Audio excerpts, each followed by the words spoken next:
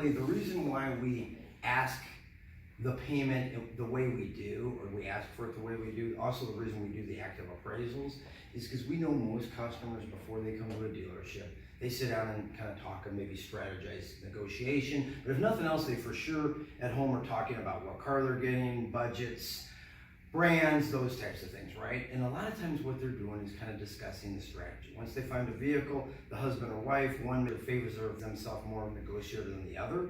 So because of that, maybe one says to the other, look, I know how this game's played. They're gonna start with a high payment, we're gonna start with a low payment, we're probably gonna meet in the middle. By doing the technique the way we ask you to do it, and ask for the payment in the way we ask you, by asking them what they're paying now, and then letting them know that that's lower than the average payment. By doing that, what you do is kind of reverse things around, because they come in saying this, okay, honey, I know how the game's played. They're going to start low, we're going to start low, they're going to start high, and we're going to meet in the middle. However, we're going to ask when they go in there and they say, what payment do you want to be at? We're going to say, we want to be at $350. And then we'd like to be at $4, because I know $350 is not realistic. That's what we're paying now. We're talking about going up 3 years in car and 50,000 miles.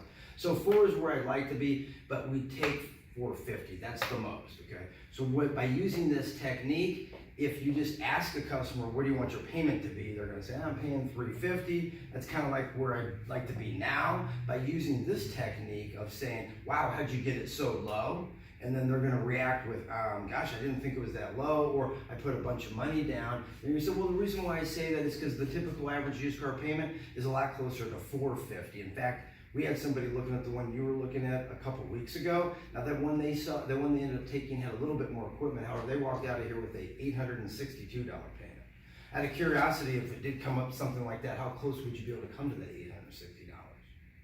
So now I'm kind of giving you the high end of it, as opposed to us starting from that anchor. We're starting from a little higher basis. We're starting from the average used car payment, and then we're going up and talking about a deal last week. And of course, we don't know all the particulars. Their payment could be lower, it could be more, but it's a way for you to be able to tell your manager, here's the payments they'd like to be at, $450, as opposed to that $350 payment, which obviously could be a lot more difficult.